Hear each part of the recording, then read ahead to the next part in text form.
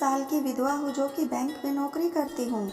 मेरी एक 5 साल की बेटी भी है। अमित से मेरी 6 महीने पहले फेसबुक के जरिए बात हुई थी। उसकी उम्र लगभग 30 साल है। फेसबुक के जरिए धीरे धीरे हमारी दोस्ती हुई और फिर दोनों में प्यार हो गया। मेरे घर वाले मेरी दूसरी शादी करना चाहते थे, इसलिए मैं अमित से मिलकर आगे का फैसला करना चाहती थी। वैसे भी अमित मेरे बारे में सब जानते हुए मुझे मेरी बेटी सहित अपनाना चाहता था।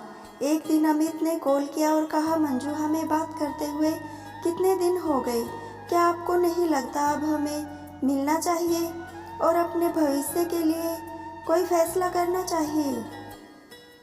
मैंने कहा, मिलना तो मैं भी चाहती हूँ, आपसे बताइए कहाँ मिलना है? अमित ने कहा, इस रविवार का प्रोग्राम बनाते हैं, आप दिल्ली आ जाइए। मैंने भी कुछ सोच मिलने की हाँ कर दी।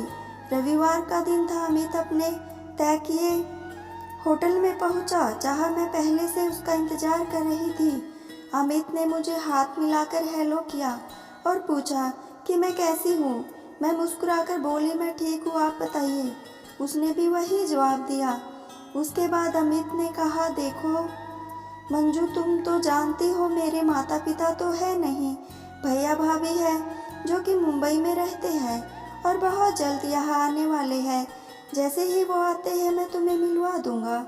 मैंने कहा, ठीक है अमित, पर इससे पहले तुम मेरे माता पिता और मेरी बेटी से मिल लो। इतना बात कह ही रही थी कि इतने में ही हम दोनों का ऑर्डर भी आ गया। हमें भूख भी लगी थी, इसलिए हम दोनों ने खाना शुरू किया। उसने मुझे कहा, देखो मंजू, मैं चाहता हूँ तुम पहले मेरे भाई भाभी से मिल लो, फिर हम तुम्हारे माँ बाप से भी मिल लेंगे। अभी मैं 10-12 दिनों के लिए दिल्ली में हूँ, क्योंकि मेरे भाई भाभी भी अगले हफ्ते आ रहे हैं और मुझे भी यहाँ काम है। फिर हमारी शादी फाइनल करके ही यहाँ से जाऊँगा। अमित ने मेरा हाथ थामकर प्यार से बोला। मैं शर्मा गई। खाना खत्म कर हम दोनों उठ गए। ओह शिट, लगता है मैं अपना पर्स होटल में ही भूल गया। मेरे सारे कार्ड्स भी उसी में हैं। जेब में हाथ डालता अमित परेशान होकर बोला। मैं शर्मा गई। खाना खत्म कर हम दोनों उठ गए। ओह शिट, लगता है मैं अपना पर्स होटल में ही भूल आया। मेरे सारे कार्ड्स भी उसी में हैं। जेब में हाथ डालता अमित परेशान होकर बोला। मैंने कहा, कोई बात नहीं, पेमेंट मैं कर देती हूँ। नहीं नहीं, तुम क्यों करोगी? पता नहीं कैसे ये गलती हो गई, पहली बार तुमसे मिला और ये सब। अमित दुखी होकर बोला। कोई बात नहीं, अब हम अलग थोड़ी है। ये बात बोलकर मैंने पेमेंट कर दी, जो कि अच्छी खासी थी, क्योंकि अमित ने मुझे 5 सितारा होटल बुलाया था। अगले दिन शाम को मिलने का वादा कर हम दोनों ने विदा ली। अब अमित के दिल्ली रुकने में मैं बहुत खुश थी, क्योंकि अब मैं उससे रोज़ मिलकर उसके बारे में और जान सकूंगी। दूसरे दिन जब मैं उससे मिली तो उसने कहा, मंजू चलो आज तुम्हें शॉपिंग करवाता हूँ। कल तो मैं कोई गिफ्ट भी नहीं लाया था। वो क्या है ना, मुझे लड़कियों के गिफ्ट लेने नहीं आते, इसलिए मैंने सोचा जब मिलूँगा तभी तुम्हें अपने साथ लेके शॉपिंग कराऊंगा। मैंने कहा, नहीं नहीं, मुझे कुछ नहीं चाहिए। मना करती रही, पर उसने नहीं माना और हम दोनों एक मॉल में आ गए। देखो ये ड्रेस कितनी सुंदर है। अमित ने मुझे एक ड्रेस दिखाते हुए कहा। हाँ सुंदर तो है, मैं ड्रेस हाथ में लेते हुए बोली। उसने कहा, तुम इसे ट्राई करो, इतने में मैं अपने लिए कुछ देखता हूँ। ये कहकर अमित मेंस वेयर सेक्शन में आ गया।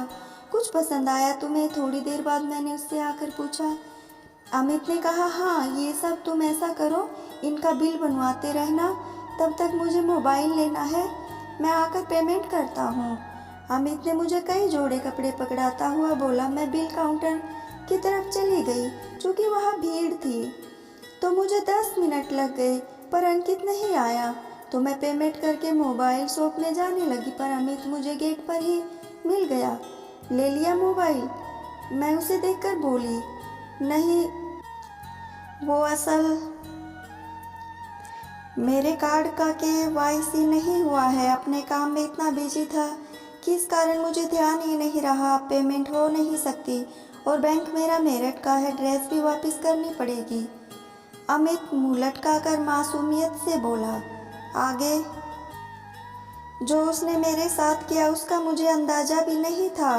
कोई इतना कैसे गिर सकता है, मैं कितनी बेवकूफ़ थी।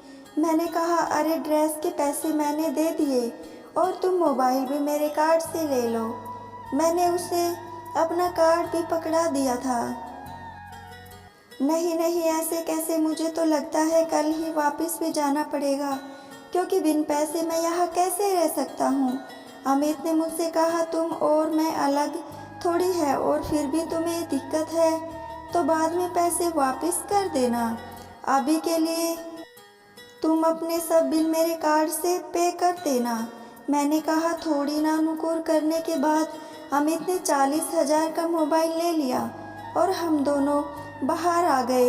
एक हफ्ते तक मैंने ही अमित का सब खर्च उठाती रही, क्योंकि मैं उससे शादी करने वाली थी, तो मुझे इसमें कुछ गलत भी नहीं लग रहा था। वैसे भी अमित का कार्ड ब्लॉक हुआ था, तो और कोई चारा भी नहीं था। अमित, तुम्हारे भाई भाभी आने वाले थे ना? एक दिन मैंने पूछा। हाँ, पर अभी आए नहीं, अमित ने मुझे टालते हुए बोला। अगले कुछ दिन वो मुझे ऐसे ही टालता रहा।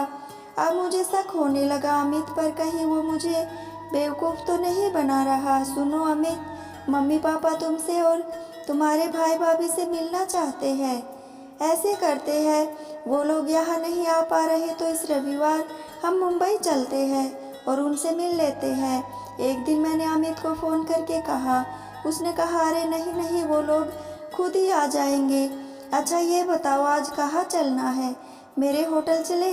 अभी तक हम पब्लिक में मिले हैं, थोड़ा वक्त हमें अकेले में भी बिताना चाहिए। अमित ने जब मुझसे ऐसी बातें की तो मैंने भी आज कह दिया, नहीं अमित, तुम पहले अपने भाई भाभी से मिलवाओगे, या फिर कम से कम मेरे माता पिता से ही मिल लो तुम। अब हमें यूँ मिलते हुए 15 दिन हो गए हैं। मैंने अमित से कहा तो वो फिर कहने लगा, अच्छा कल मिल लेंगे। आज तुम आ रही हो ना मेरे से मिलने? भाभी से नहीं मिलवाओगे तो मैं तुमसे नहीं मिलूँगी, ना अकेले में ना पब्लिक में। मेरी बातें सुनकर अमित फ़ोन काट दिया। थोड़ी देर बाद मैंने उसे कॉल किया तो फ़ोन बंद आ रहा था। बड़ा अजीब लगा। फिर मुझे लगा शायद अमित ने नाराज़गी में फ़ोन बंद कर दिया। मैंने मैसेज पर उसे मैसेज छोड़ने की सोची, पर ये क्या?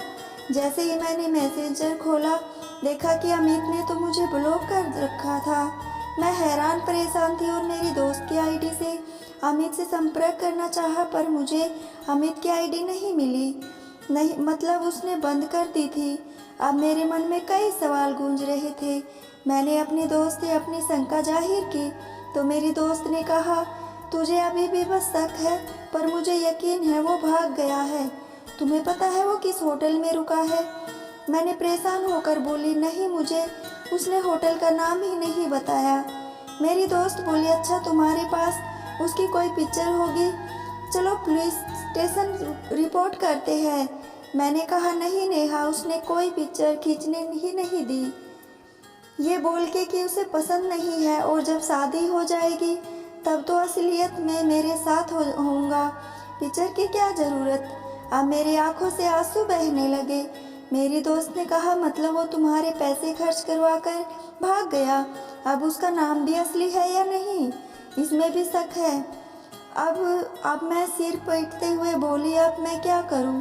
मैं रोते हुए बोली, मेरी दोस्त ने कहा, पुलिस स्टेशन चलकर उसके खिलाफ रिपोर्ट को लिखवा सकते हैं, पर हमारे पास कोई सबूत नहीं। ऐसे में पुलिस वाले तुम्हें ही परेशान करेंगे, तुम्हारे चरित्र पर उंगली उठाएंगे। तुम ये शुक्र करो अभी सिर्फ पैसा ही गया, तुम्हारा इज्जत नहीं, क्योंकि ऐसे लोग तुम जैसी मासूम औरतों का भरोसा जीतकर हर तरह से फ़ायदा उठाते हैं।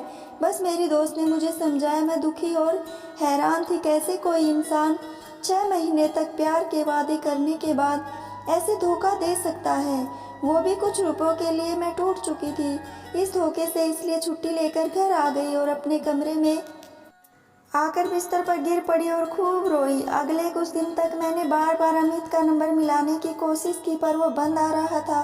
उसके नंबर के आधार पर मैंने पुलिस कंप्लेंट की।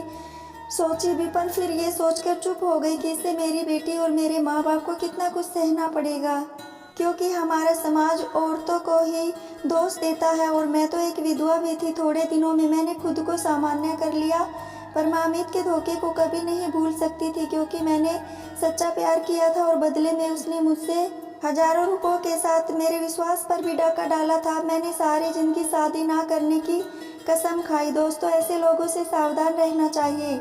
मैं ये नहीं कहती सब गलत होते हैं, पर जहाँ बात पैसे की आए वही समझ लो कुछ गड़बड़ है। तो दोस्तों, अगर आपको कहानी अच्छी लगी हो, वीडियो को लाइक, शेयर और चैनल को सब्सक्राइब जरूर कर लेना। धन्यवाद दोस्तों।